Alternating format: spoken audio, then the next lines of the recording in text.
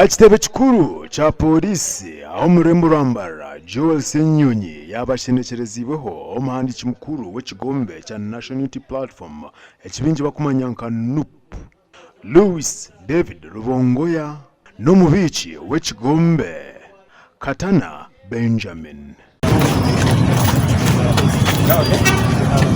Aba bayakirwa Kaganzi omuduumizi wa poliisi ya Field Force Unit.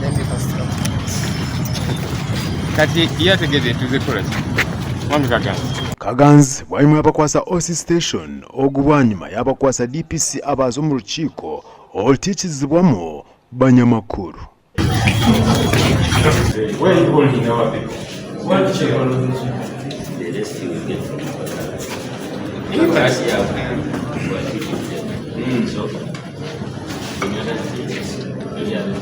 Ebyo nabiri kugenda omumisho twatunga omugisha okwika omundu omu kihome.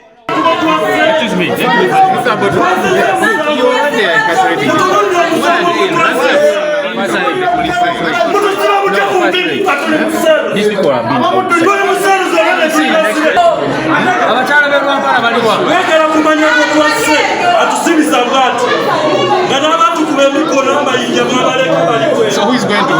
You see, no, we are also concerned about their rights. That's idea. Yes, they are inside the two doors. They are on chains, right and all. They have been outside here. Then now they are inside. They are not outside. They are inside. So what's that? Rwanyuma rukiiko President wa National Unity Platform Robert Kyagulanyi obingi bakumanya nka Bobi Wine yagambaho n'abanyamakuru. We condemn this behavior. We also continue to call out Mr. Byabakama and the Electoral Commission to pronounce themselves on these illegalities that are ongoing. We know that the regime is doing this to intimidate us, to cut our speed, and to derail us. They don't want us to campaign, especially in the Western region, particularly in Ankole. They were shocked and embarrassed by the love and massive support that we received in Mbarara.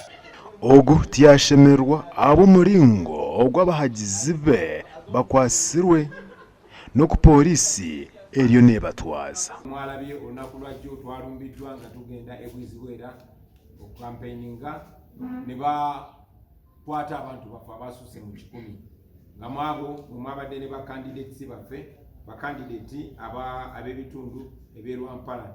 Kandidati waffe owa Woman MP Erwampala district bamukutte Sarah Kichoncho ali mukomera. Kandidati waffe owa Rampala East gwe bayita Muyambi Jean naye bamukutte ali mukomera.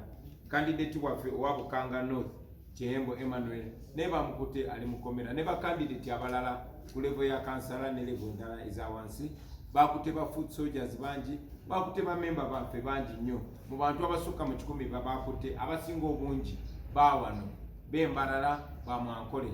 Tukimanyi nti bagezaako tusala speed.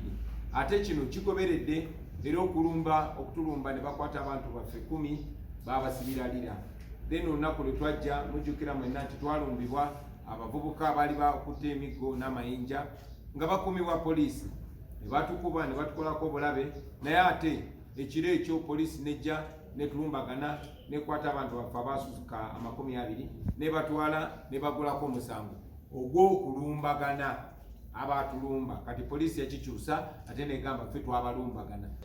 Twarwo omwanya ogu arukurekera ogwa Rwampara nantuŋŋaamo abwa TV West ndi Ssenyomo Gideon.